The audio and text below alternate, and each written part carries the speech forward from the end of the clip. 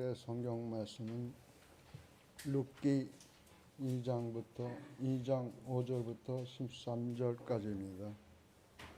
제가 봉독해 드리겠습니다. 보아스가 일꾼들을 감독하는 젊은이에게 물었다. 저 젊은 여인은 네 집 아낙인가? 일꾼들을 감독하는 젊은이가 대답하였다. 저 젊은 여인은 나오미와 함께 모압 지방에서 돌아온 모압 사람입니다. 일꾼들이 뒤를 따라 다니면서 곡식단 사이에서 떨어진 이삭을 줍도록 허락해 달라고 하더니 아침부터 와서 지금까지 저렇게 서 있습니다. 아까 여기 밭집에서 잠깐 쉬었을 뿐입니다. 보아스가 룻에게 말하였다. 여보시오 세덱, 내가 하는 말을 잘 들으시오. 이삭을 주우려고 다른 밭으로 가지 마시오. 여기를 떠나지 말고 우리 밭에서 일하는 여자들을 바싹 따라다니도록 하시오. 우리 일꾼들이 곡식을 거두는 밭에서 눈길을 돌리지 말고 여자들의 뒤를 따라다니면서 이삭을 줍도록 하시오. 젊은 남자 일꾼들에게는 덱을 건드리지 말라고 단단히 일러 두겠소. 목이 마르거든 주저하지 말고 물단지에 가서 젊은 남자 일꾼들이 기르다가던 물을 마시도록 하시오. 그러자 룻은 엎드려 이마를 땅에 대고 절하면서 보아스에게 말하였다. 저는 한낱 이방 여자일 뿐인데 어찌하여 저 같은 것을 이렇게까지 잘 보살피시고 생각하여 주십니까? 보아스가 룻에게 대답하였다. 남편을 잃은 뒤에 덱이 시어머니에게 어떻게 하였는지를 자세히 들어서 다 알고 있어. 덱은 친정 아버지와 어머니를 떠나고 태어난 땅을 떠나서 엊그제까지만 해도 알지 못하던 다른 백성에로 오지 않았소. 덱이 한 일은 주님께서 갚아주실 것이요. 이제 덱이 주 이스라엘 하나님의 날개 밑으로 보호를 받으러 왔으니 그분께서 덱에게 넉넉히 갚아주실 것이요. 롯이 대답하였다. 어른께서 이토록 잘 보살펴 주시니 몸둘 바를 모르겠습니다. 어른께서 거느리고 계신 여종들의 축에도 끼지 못할 이 종을 이처럼 위로하여 주시니 보잘것없는 이 몸이 큰 용기를 얻습니다. 주의 백성은 부지런합니다. 제목으로 목사님께서 설교해 주시겠습니다. 예, 여러분 반갑습니다. 여러분 기도 덕분에 또 한국 일정들을 잘 마치고 돌아올 수 있었습니다. 한국에서도 많이 바빴습니다. 일본보다 훨씬 더 바빠가지고 제가 우리 거제도에서 재파송 심사 이제 일주일 동안 일정을 했는데 마지막 날에는 응급실에 가서 이제 닌겔을 맞을 정도로 그렇게 바쁘고 피곤하고 힘들고 그런 일정들을 마쳤습니다. 참 안 되는 사람은 응급실 가도 안 된다고 응급실 갔는데 거의 죽을 사람이 한 명 들어와가지고 다 그 사람한테 관심을 가지고 저한테는 관심도 가져주지도 않고 닌겔 다 맞았는데도 주사도 빼주지 않고 막 그랬는데 예, 서러우니까 또 그죠 몸이 좋아지더라고요. 그래서 그 덕분에 은혜 가운데 일정들을 잘 마치고 돌아올 수 있어서 참 감사를 드립니다. 예, 또 이제 앞으로 우리 9월 달부터 우리 이제 하반기 사역들과 일정들을 열심을 내어서 부지런히 우리가 더 함께 달려갈 수 있기를 바랍니다. 우리가 예배를 드릴 때에 뿐만 아니고 항상 주의 은혜를 기대를 해야 됩니다. 기대한다는 것은 사모한다는 말이고 어찌 보면 소망한다는 그런 말이고 기도한다는 말인데 그냥 아무 기대 없이 예배에 참석하기보다는요. 오늘 예배를 통해서 하나님께서 우리 가운데 오셔가지고 내 마음을 만져주시고 나에게 말씀해 주시고 나에게 은혜 주시기를 원한다. 그렇게 하실 것이다라는 기대하는 마음들이 우리 가운데 필요하지 않나 생각을 합니다. 우리 하나님께서는 기대하는 마음을 절대 실망시키지 않으시는 분입니다. 성경 보시면요. 너희들 구하라 그러면 찾을 것이고 너희들 찾으라 그러면 맞습니까? 구하라 얻을 것이고 찾으라 찾을 것이고 문을 두드리라 그러면 열릴 것이라고 그렇게 약속하신 것은 기대하는 심령 위에 만족해 주시겠다라고 약속하신 것입니다. 그래서 우리가 예배 드릴 때 주님 이 예배 가운데에 나에게 찾아오셔서 나의 마음을 만져주시고 주님으로 인하여서 내 마음이 만족할 수 있도록 하늘 평안과 기쁨으로 채워질 수 있도록 주께서 나에게 이 시간 찾아오십시오. 기대합니다. 라는 기대한 마음으로 여러분들이 예배를 드린다면 그 기대하는 마음 우리 하나님께서 실망시키지 않고 그 기대에 부응하시리라고 제가 확신을 합니다. 오늘 우리가 룻기서 2장 5절에서 13절까지 읽었는데 룻기 지금 6번째 우리가 설교가 되겠습니다. 지난주는 대독하여서 설교를 하였는데 참 수고 많이 하셨습니다. 우리 두 분 듣는 여러분도 수고하셨고 또 하시는 분들도 수고하셨고 참 감사를 드립니다. 제가 인터넷을 통해 가지고 참 같이 이제 1, 2부 참석을 했거든요. 쉽지 않은 자리인데 그래도 두 분의 안수 집사님들께서 참 수고를 많이 해주셨다. 제가 이제 설교 본문을 보통 항상 보면 한 4장 정도를 이렇게 준비를 합니다. 오늘도 이제 그 정도 준비를 했는데 4장 정도 준비하면 제가 설교하면 한 40분 정도 하거든요. 근데 이제 이렇게 충분할 거라고 생각하고 4장을 준비해서 드렸는데 한 20분도 안 돼서 마치더라고요. 보니까 그래서 좋았겠다. 그것도 은혜가 되었겠다라는 생각이 들었습니다. 또 설교라는 것은 성령께서 역사하시는 것이기 때문에 또 하나님께서 그 가운데도 우리에게 은혜 주셨으리라고 확신합니다. 오늘은 6번째 이야기로 제목을 주의 백성은 부지런합니다라고 달았습니다. 이 제목을 달면요 거부감을 느끼는 사람들이 있어요. 제가 어릴 때부터 또 목사님들이나 어떤 이제 부흥사 분들에게 들은 이야기들 가운데 이런 이야기가 있습니다. 설교자가 설교를 하는데 예수님의 이름이 안 들어가고 십자가가 안 들어가고 예수 십자가 믿어야지 구원받는다는 이야기가 안 들어가면 설교가 아니다. 뭐 이런 이야기들을 들은 적이 참 많아요. 제가 지금 이제 곰곰이 생각을 해보면 그런 말 때문에 사실은요 병폐도 있습니다. 그래서 내가 뭐 오늘처럼 주의 백성은 부지런합니다라는 설교를 하려고 하면 그런 말이 이제 마음속에 걸림이 되는 거예요. 그런 부지런하다, 착하게 살다 이런 것들은 교회가 아니라도 학교 교장 선생님들도 할 수 있는 그런 이야기들 아니냐. 꼭 교회에서 그런 이야기들을 할 필요가 없다. 교회에서는 복음, 예수 믿어 구원받는다는 이야기를 해야지 윤리적인 내용이나 우리 생활적인 면들은 다른 데서 얼마든지 들을 수 있는 이야기이기 때문에 설교는 그런 것을 이야기하면 안 된다라는 것을 하도 많이 들어가지고 오늘도 설교를 준비하는데 마음이 좀 걸림이 되었어요. 야, 이거 설교라고 해도 되는가? 그런 걸림이 되더라고요. 근데 여러분 잘 생각해보고 우리가 성경을 잘 읽어보시면요, 성경은 예수님의 가르침을 보십시오. 예수님의 가르침은 물론 하나님께서 우리를 사랑하셔가지고 예수님을 통해서 우리를 구원하신다는 것, 하나님의 백성이 되게 해주신다는 그런 내용이 제일 중요하고 그런 내용이 있지만은 예수님의 가르침을 보시고 성경의 가르침을 보면요 훨씬 더 윤리적이고 생활적인 면들이 많습니다. 그런 사람들이 그런 생활들 그런 가르침들이 훨씬 많은 것을 알 수 있어요. 우리가 뭐 부지런하자 착하자 뭐 거짓말하지 말자 이런 이야기들이 세상의 윤리적인 그런 가르침으로서 우리가 설교되는 것이 아니고 하나님의 백성으로서 우리가 이 땅 가운데 어떻게 살 것인가에 대한 생활 양식으로 행동 방식으로 가르침 그런 가르침으로 우리가 이 성경 말씀들 내용들을 받을 필요가 있습니다. 한국 교회가 이런 내용들을 이게 가르치지 않기 때문에 많은 문제가 있어요.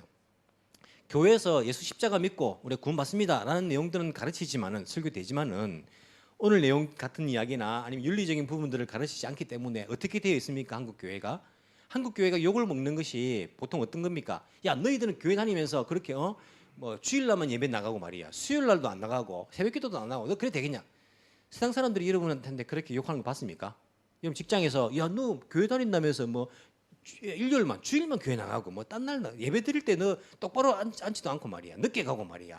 이 세상 사람들은 우리가 예배 드리는 것에 대해서 욕하거나 비난하지는 않아요. 물론 그 뭐 예배 드리는 자세도 중요하지만은 우리가 스스로가 세상 사람들이 비난하는 내용들이 주로 뭡니까? 윤리적인 면이에요. 교회 다니면서 자기만 안다는 거예요. 자기 중심적이라는 거예요. 자기만 안다. 그렇게 말하고 교회 다니면서 무례하다는 거예요. 예의가 없어요. 예의가. 여러분 동방예의주의라 우리 한국을 말했는데 한번 생각해 보면요. 우리가 왜 동방예의주의인가 제가 그럴 때가 있어요. 한국을 한 번씩 방문해 보면 동방무례지국이에요. 예의가 없어요. 예의가 없어요. 여러분 못 느꼈습니까? 가면요. 뭐 일본 사람들이 훨씬 예의가 있는 것 같아. 뭐 속마음은 몰라도 겉으로는요. 왜 우리가 동방예의주국의 불림을 받았는가? 중국을 잘생겨서 그러는가? 옛날에는 그렇죠. 중국이 조공받치고 잘생기니까 저 동방에 있는 예의가 있는 오랑캐들이라 이렇게 불림을 받는 것 같아요. 근데 보면요, 예의가 없는 교회 다니는 사람들이 더 예의가 없어요. 막무가내요, 막무가내 들이대고요. 싫다는 데 가서 막 이렇게 하고 막 이런 것들이 많잖아요. 예의 없는 것, 윤리적이지 못한 것, 자기 중심적인 것, 이런 것까지 우리가 욕을 먹잖아요. 하나님의 이름에 먹칠을 하잖아요. 우리가 한국 교회가 보면 우리가 예수 십자가가 없어가지고 세상의 비난을 받는 것이 아니라 예수 십자가에 어울리는 생활을 하지 못해서 욕먹는 게 훨씬 많습니다. 설교자가 이런 내용을 이야기하려고 하면 그 설교가 아니라는 이야기들을 너무 많이 들었어요. 예수 십자가만 전해야지 왜 다른 것을 전하느냐, 다른 데서 들을 수 있는 것을 전하느냐 하다 보니까 이런 삶적인 면에서는요, 설교 듣지도 못했고 강조받지도 못했고, 오히려 그런 걸 말하면 야 우리가 뭐 행동해가지고 구원 받는 거 아니지 않느냐, 그런 이야기 하면 안 된다라고 타부시 됐기 때문에 우리의 삶은요, 하나님 백성답게 살지 못하면서 예수 십자가 가지고 구원받았다라고 이야기하고 있는 우리의 어찌 보면 이율배반적인 그러한 면이 있지 않는가라는 생각을 해보게 됩니다. 신앙이라는 것은 예수 십자가 붙드는 거예요. 제일 중요합니다. 우리가 룻을 봐도 룻에게 제일 중요한 것은 뭐냐면 자기가 모압 땅을 버리고 과거를 버리고 하나님의 나라로 왔다는 게 제일 중요해요. 하나님 백성이 되었다는 사실 제일 중요하죠.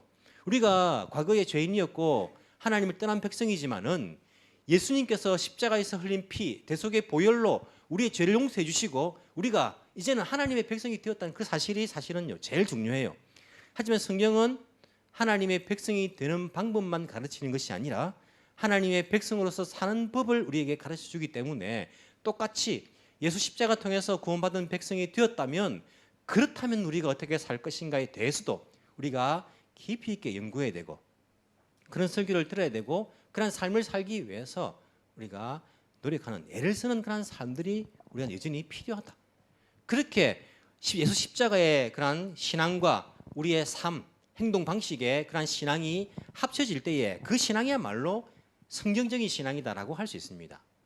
이게 안 되니까 자꾸 성경의 내용들 야고보스 내용은 우리의 행동을 가르치기 때문에 이것은 지푸라기 복음이야 이런 이야기를 하는 거예요. 이게 우리의 신앙이라는 것이 단지 예수 십자가만 붙들고 믿습니다 이것으로 착각했기 때문에 성경의 내용들이 모순된다라고 생각할 때가 많지 않습니까? 하지만 우리는 하나님의 나라의 백성이 되었다면 예수님을 통해서 하나님 나라 백성답게 사는 방법에 대해서도 여전히 중요하게 배워야 함을 알아야 합니다. 룻기를 보면요, 이런 두 가지 내용을 잘 말해주고 있어요. 룻기서 보십시오. 룻이 하나님의 백성이 되는 것은 엄청난 결단이 있었습니다. 자기 고향을 떠나고 이 과거를 떠나는 거예요. 그 우상을 섬기던 그 나라를 떠나고 하나님의 백성으로 자기가 들어오는 것, 이런 결단이 있어서 하나님의 백성이 되었습니다. 이것으로 룻은 내가 고향을 떠나가지고 이 이스라엘 땅에 시어머니 떠나가지고 들어왔는데 내가 집에 딱 가만히 앉아 있어도 다른 사람들이 나에게 먹을 걸 갖다 줘야지. 적어도 그 정도는 해야지.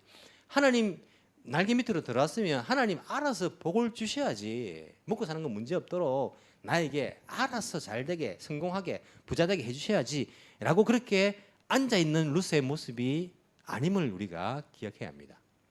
룻은 어떻게 합니까? 오늘 본문에 보시면 일하러 나갑니다. 일하러 나가요.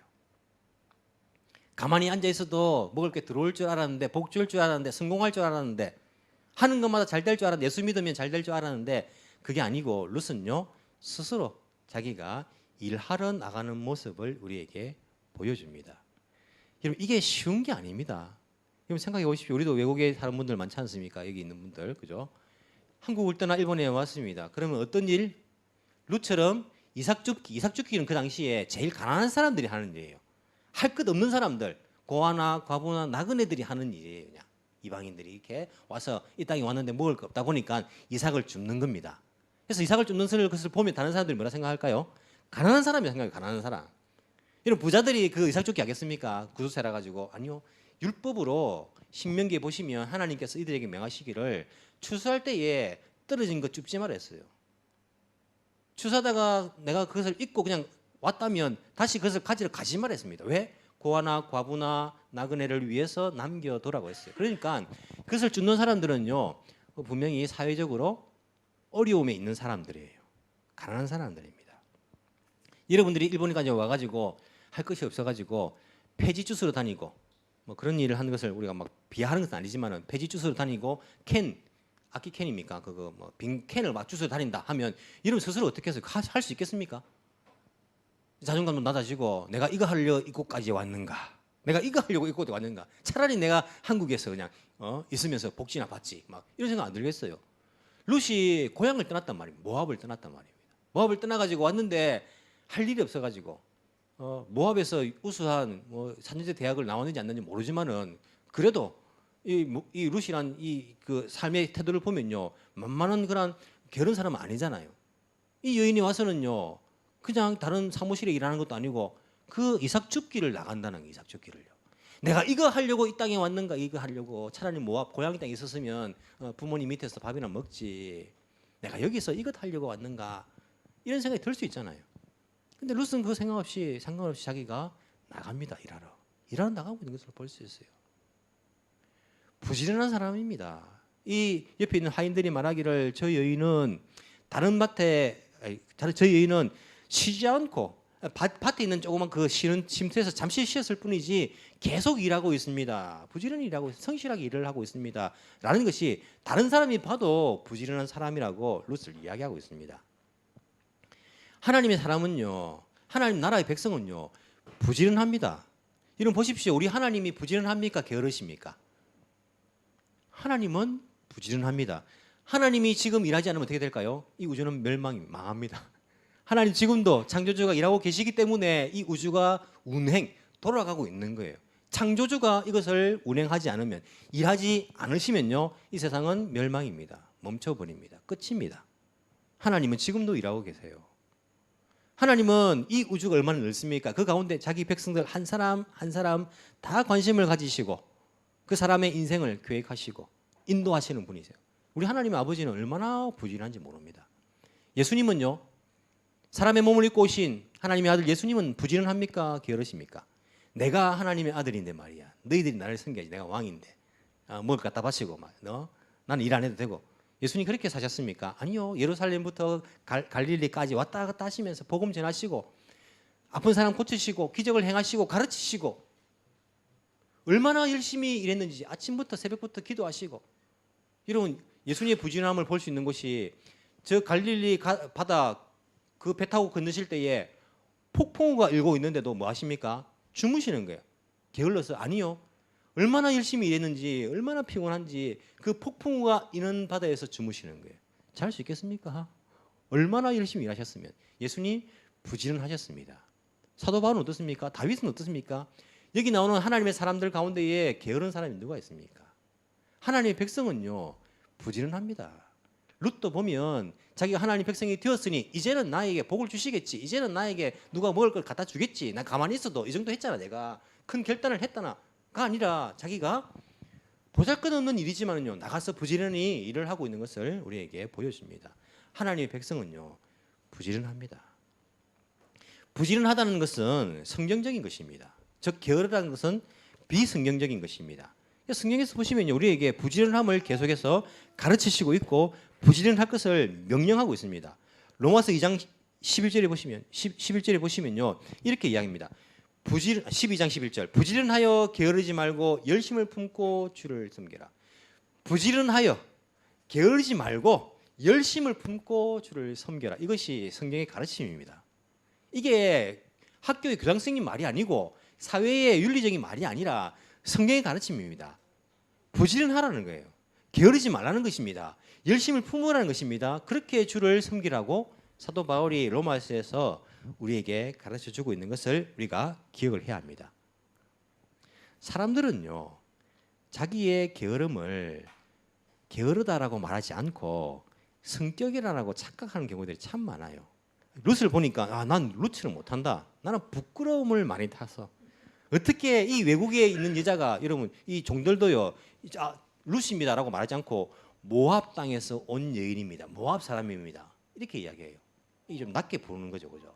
이 룻도 자기는 이방 여인에 불과하다. 이게 사회적인 그런 인식 차이도 있다는 거예요. 자기가 한국 사람이 일본에서 약간 좀 무시당하는 그런 것처럼 어찌 보면 이 모압 여인이 이방 땅에서 그런 걸 당한다는 거예요.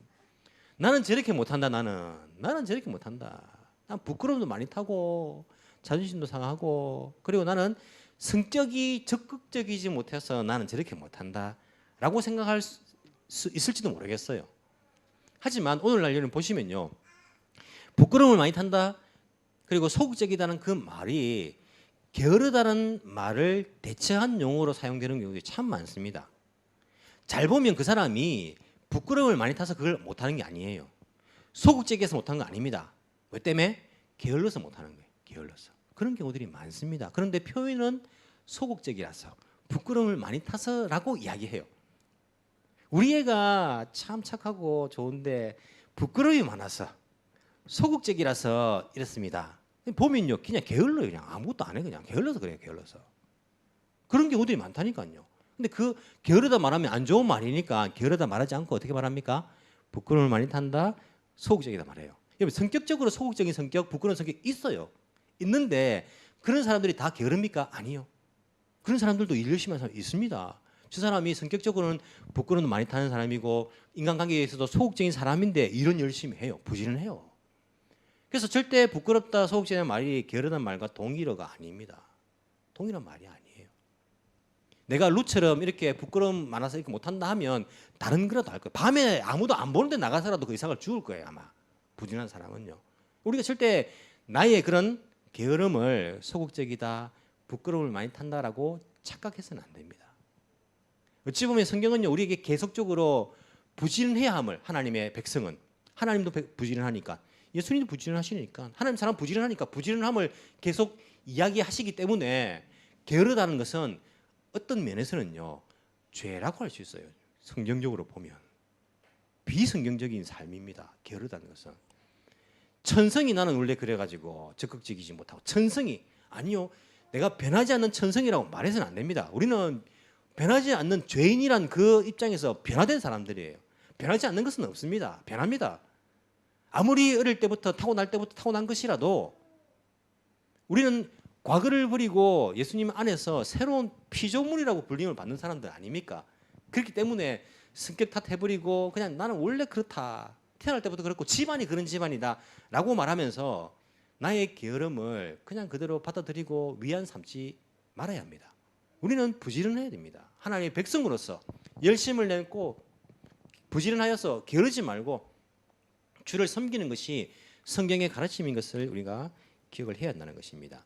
예수님께서 십자가에 달리기 전에 기도하러 가셨습니다. 베드로, 요한, 야고보 세 명을 데리고 기도하러 가셨어요. 세 명 특히 이제 생각하시는 그런 제자들이기 때문에 기도하러 가셔가지고 이 제자들에게 뭐라고 말씀하십니까? 마태복음 26장에 보시면 내가 조금 떨어져서 기도할 건데 내가 기도할 동안 너희들도 어떻게 하라고요? 좀 쉬어라가 아니고 너희들도 깨어 기도하라. 너희들 깨어 있으라고 예수님께서 말씀하시는 거예요. 예수님 기도하십니다. 기도하는데 잠시 와보니까 제자들이 뭐 하고 있습니까? 뒤집어져 자고 있어요. 뒤집어 잤는지 모르지만 뒤집어 자고 있습니다. 예수님께서 열받는 거예요. 내가 지금 십자가에 달리기 전에 기도하는데 좀 같이 기도하면 좋겠는데 자고 있는 거예요. 내가 깨어서 기도하라고 분명히 말했는데 자고 있는 거예요. 이러면 그러면요, 예수님께서 아이고 너희들이 얼마나 피곤했으면 이렇게 잠이 들었느냐, 피곤하지 나 따라다닌다고 고생이 많다. 가져온 그 옷을 벗어가지고 제자들에게 싹 입혀주면요, 정말 좋은 리더라고 이런 생각하시겠죠. 야, 우리 목사님 정말 사랑이 많으셔, 우리 예수님 정말 사랑이 많으셔, 그렇게 입을 덮어주시면서 이해해주시고. 예수님이 뭐라고 하십니까? 제자들에게 야, 너 잠시라도 깨어 있을 수 없느냐? 내 마음이 괴롭고 힘든데 같이 깨어 기도하라고 예수님께서 그들을 깨우십니다. 우리가 이렇게 힘들게 신앙생활 하는 거, 세상 속에서 살다가 지쳐서 와 있는데 주님, 그래 수고했지, 힘들었지, 내가 다 이해한다, 그 정도만 해도 괜찮아, 예배 온 것만 해도 어디냐, 그래 내가 다 이해한다 하면 좋을 것 같은데, 우리 주님은요 우리에게 부지런하라고, 열심을 내라고, 그렇게 주를 섬기라고 말씀하시는 거예요. 괜찮다, 그 정도만 됐다라고 하지 않으시고, 어찌 보면요 죽기까지 충성하라고 우리에게 말씀하시는 겁니다. 이게 성경에서 우리에게 말씀하시는 것입니다. 우리 이 땅의 삶은요 길지 않습니다. 이 땅에서 부지런히 주를 섬기는 것, 이것 가지고 하나님께서 우리에게 갚아주실 건 아닙니까? 그래서 우리를 위하여서 어찌 보면요 부지런한 삶을 살 것을 명령하십니다. 부지런함에 대해서 말씀하는 성경 구절을 여러분 또 아시는 부분이 있죠. 유명한 부분 잠언 6장 6절 뭐라고 말하고 있습니까? 게으른 사람아 개미에게 가서 그들이 사는 것을 살펴보고 지혜를 얻으라. 여러분 이 말은요 정말 자존심 상하는 말입니다. 게으른 사람에게 게으른 사람들아 개미에게 가서 그들이 살펴보고 지혜를 얻으라. 여러분 이 피조물 가운데 누가 제일 고귀한 피조물입니까? 인간 아닙니까? 하나님의 형상대로 지음받은 사람이 제일 고귀합니다. 사람을 위해서 온갖 피조물들 다 희생해도요 할 말이 없어요. 왜? 사람이 제일 고귀하니까. 제일 존귀하니까 다른 피조물들 좀 희생시키더라도 사람이 살 수 있다면, 사람 생명이 살릴 수 있다면 우리가 다 희생시키지 않습니까? 그만큼 사람이 가장 고귀한 존귀한 피조물입니다. 그런데 이 고귀하고 존귀한 피조물, 이 인간이 지혜롭습니까? 개미가 지혜롭습니까? 잘 모르겠습니까? 인간이 지혜롭죠. 인간이 뭐 스마트폰을 쓸 줄 압니까? 뉴스를 뭐 이렇게 쓸 줄 압니까? 아니면 수학을 1 더하기 1을 압니까? 개미가 뭘 압니까? 개미 지혜와 인간 지혜 어떻게 비교합니까? 그 성경은요. 게으른 사람은 어디 가서 개미한테 가서 배우래요. 그 지혜를. 여러분 게으른 사람에 대해서 성경이 얼마 정도로 생각하시는지 아시겠죠? 게으른 인간들아 너희들은 저 개미한테 가서 배워라. 개미한테 가서. 라고 말할 정도로 게으르지 말 것을, 부지런할 것을 우리에게 말씀하고 있습니다. 우리가 단지 신앙생활을 할 때에 이 정도면 됐지. 내가 뭐 예배에 그냥 주일에 참석하면 이 정도면 됐지라고 생각해서는 안 됩니다. 우리의 삶이 늘 주님 앞에서 부지런한 삶을 살아야 됩니다. 나의 성공을 위해서가 아니고 내가 돈 많이 벌기 위해서가 아니라 주를 섬기라. 주님의 그 뜻을 위해 하나님 나라를 위해서 주의 교회를 세우기 위해서 한 영혼이라도 더 살리기 위해서 그게 죄송합니다. 바울이 디모데에게 말하지 않습니까? 디모데야 너는 때를 얻든지 못 얻든지 말씀 전파하기를 힘쓰라라고 이야기했어요. 우리는요. 때가 오겠지. 때가 되면 하지라고 이야기 잘 하잖아요. 근데 바울은 디모데에게 때가 있든지 때가 없든지 상관없이 너희는 늘 말씀을 전파하기 힘쓰라. 사람의 생명을 살리기 위해서 복음을 전파하기 위해서 그 일에 힘쓰라.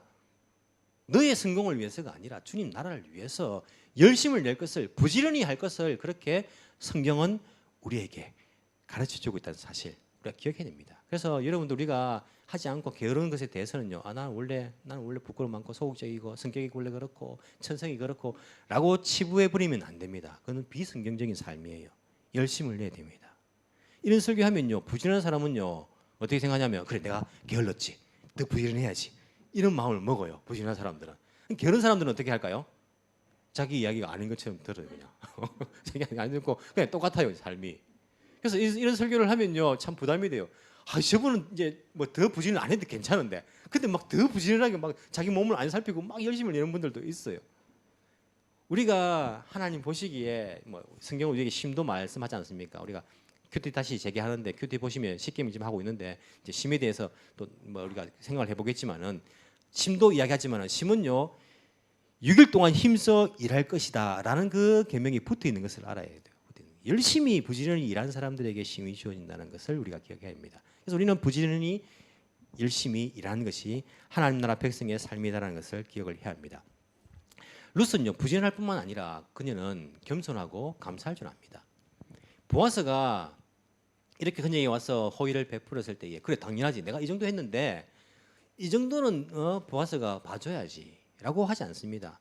정말 엎드려 가지고 성경 보십시오. 엎드려 가지고 10절에 보시면요. 엎드려 이마를 땅에 대고 절을 하면서 이런 만약에 일본에 와 가지고 뭐 이삭 죽게 하다가 폐지 죽게 하다가 누가 와 가지고 폐지도 더 많이 주고 캔도 많이 주고 해 가지고 막 그랬다 해 가지고 이마를 쪼아리 가지고 막 그렇게 인사하겠습니까? 룻은 이마를 땅에 대고 그렇게 쪼아리면서요. 절을 하면서 보아스에게 나는 한낱 이방 여인에 불과한데 어찌하여 나 같은 것을 잘 보살펴 주시고 생각해 주십니까? 감사하고 겸손하는 것. 여러분 예수님께서 우리에게 가르치신 것이 겸손할 것을 말씀하십니다. 교만은요 패망의 선봉이다. 망하는 지름길이다라고 말해요. 겸손하게 감사하는 마음들. 우리는 뭐 습관적으로 감사할 줄 모르는 사람들, 습관적으로 겸손하지 못하는 사람들 우리가 볼 때가 많습니다. 그것은 하나님 나라 사람의 그 삶의 그 모양이 아닙니다. 광야 이스라엘 백성들이 불평불만 많이 했잖아요. 그것은 비신앙적인 것입니다. 비성경적인 것이고 죄라고 할 수 있습니다. 우리는 정말 겸손하게 정말 감사하는 마음을 가지고 이 세상을 채워나갈 필요가 있습니다. 그렇게 우리가 일을 하면요, 어떤 의도로 하지도 않았어요. 룻이 만약에 야 어머니 저 명단을 가져오 오세요. 우리 아버지 친척들 명단. 그리고 그 옆에다가 재산이 얼마인지 좀 적어 오세요. 그걸 딱 보고 야 내가 이거 누구한테 가가지고 우연을 가양해서 만나가지고 내가 이 사람한테 붙어가지고 좀 어떻게 해봐야지 하고는요, 그가 그 명단 가운데 보아스를 딱 찾아내가지고 보아스의 밭에 간 겁니까? 아니지 않습니까? 그런 악한 계획이 있었던 것도 아니에요. 자기 꾀를 믿은 것도 아니에요. 성실히 그냥 자기가 겸손하게 밭을 나가다가 호의를 받으면 그것을 주울 수 있을 것이다 라는 마음으로서, 감사하는 마음으로 그렇게 또 허락을 구하면서 그가 일을 하고 있는 거예요. 이런 룻의 마음을 누가 알아주겠습니까? 그런데 다 알고 있어요. 누가? 보아스. 보아스가요, 이날 처음 룻을 만났습니다. 그래서 묻지 않습니까? 저 여인이 누구냐? 저 처녀가 누구냐? 라고 묻잖아요. 왜? 그날 처음 만났다는 겁니다. 처음 만났는데 모압에서 온 이방 여인입니다 라고 말할 때에 참 쉬지도 않고 열심히 일을 하고 있습니다 라고 말할 때에 이 보아스가 호의를 베푸면서 왜 나에게 이런 호의를 해주십니까? 잘해주십니까? 라고 말하자 11절에 보아스가 이렇게 대답합니다. 남편을 잃은 뒤에 댁이 시어머니에게 어떻게 하였는지를 자세히 들어서 다 알고 있어 라고 이야기합니다. 사람들은요 모를 것 같았어요. 야, 난 모압에서 온 이방 여인인데 난 한국에서 와가지고 일본 땅에 왔는데 누가 나를 알 거냐? 누가 나를 알까? 라고 생각했는데 보아스가 내가 자세히 들어서 다 알고 있다라고 말하는 거예요. 다 알고 있습니다. 교회에서요 우리가 몰래 혼자 와서 교회에서 봉사하고 막 이런 것들 아무도 모르는 것처럼 보이죠.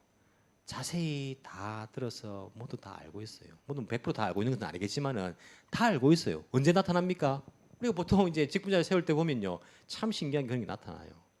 사람들이 성도들이 모를 것 같은데 다 알고 있어요. 다 알고 있더라고. 나는 혼자 몰래 이렇게 내가 숨겼으니까 내가 맨날 며칠 날 몇 시에 가면 사람들이 뭐 하러 오겠지. 내가 우연히 해가지고 하다 보면 사람들이 내 일하는 걸 알겠지. 이런 머리를 쓴 게 아닙니다. 그냥 늘 꾸준하게 성실하게 일을 하고 있는데 섬기고 있는데 사람들이 알고 있어요. 사람들이 또 모르면 어떻습니까? 13절 보시면요. 12절 보시면 보아스가 이렇게 말합니다. 댁이 한 일은 주님께서 갚아주실 것이요. 이제 댁이 주 이스라엘 하나님의 날개 밑으로 보호를 받으러 왔으니 그분께서 댁에게 넉넉히 갚아주실 것이요. 무슨 말입니까? 하나님은 더 잘 알고 있다는 거예요. 하나님은 더 잘 알고 있고 더 그렇게 당신의 성실함에 대해서, 당신의 그런 신실함에 대해서 갚아주실 것입니다 라고 보아스가 이야기합니다. 여러분 우리가 한 것 누가 아십니까? 하나님 다 알고 계세요. 내가 안 믿는 집안에 시집와서 장가와서 나 혼자 신앙생활을 하면서 남들이 알지 못하는, 그렇잖아요. 믿는 집안에서는 교회 나오는 것은 어려움 없잖아요. 그런데 혼자서 교회 나올 때는요 남편 눈치 봐야 되고 아내 눈치 봐야 되고 또 내가 남들이 알지 못하는 그런 여러 가지 어려움들이 있잖아요. 누가 나의 이렇게 어렵게 주일날 교회 한번 오는 것 이걸 누가 알까?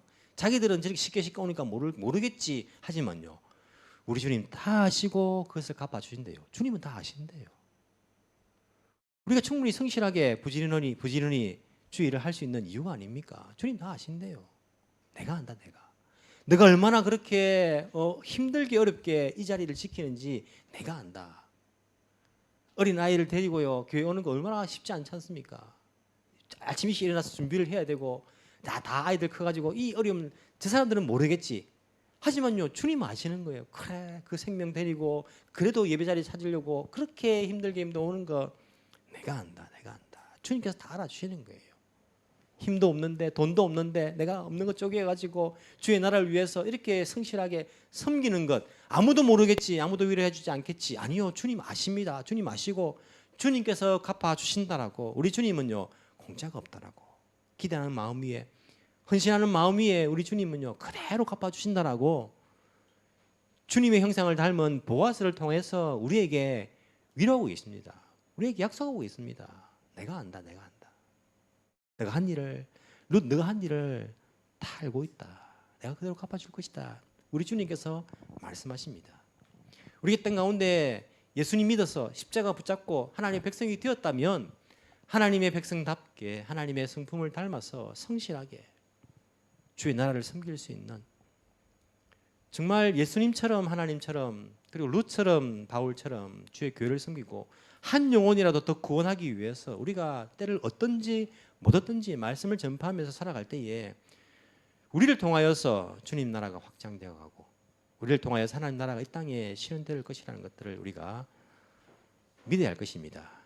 룻을 통하여서 다윗 왕이 태어나게 되고 다윗을 통하여서 예수님께서 이 땅에 오시게 되는 것처럼 하나님의 그 계획이 하나님을 닮은 그 백성들을 통하여서 이 땅에 이루어진다는 것, 오늘도 계속된다는 그 사실들을 우리가 붙들고 우리가 성실하게 신앙생활을 할 수 있는, 성실하게 주의 나라를 섬길 수 있는 저와 여러분이 되기를 간절히 소망합니다. 기도드리겠습니다. 사랑이 많으신 주님 감사합니다. 우리 주님은 얼마나 부지런하신지 오늘도 지금 이 순간도 주의 백성들을 한 사람 한 사람 지켜주시고 또한 사랑해 주시니 주님 진심으로 감사를 드립니다. 주님께서 일하지 않으시면 우리가 단 한순간도 이 땅에 살아갈 수 없음을 주님께 고백합니다. 주여, 저희들도 주님 닮아서 부지런한 신앙인이 되게 하여 주옵소서. 주님 나라 위해서, 주의 복음 위해서 항상 부지런히 일할 수 있는 우리들이 되게 하여 주옵소서. 게으른 것을 그냥 성격이라 말하고 그냥 나의 성향이 그렇다 말하면서 스스로 위로하는 것이 아니라 자기 자신을 깨워서 주님 다시 오시는 그날까지 열심히 일할 수 있는 우리들이 되게 하여 주옵소서. 자기 자신의 성공이나 욕심이나 부를 쌓기 위해서 열심을 내는 것이 아닌 한 생명이라도 더 구원하기 위해서 이 세상을 보다 더 하나님이 원하시는 모습으로 만들기 위해서 일할 수 있는 하나님의 백성들이 다 되게 주여 인도하여 주옵소서. 그런 사람들의 헌신을 아시는 주님, 주께서 헌신하는 사람들을 위해서 일하시는 것을 우리가 또한 기대하며 주님과 동행하며 살아갈 수 있는 저희들 되게 주께서 축복하여 주옵소서.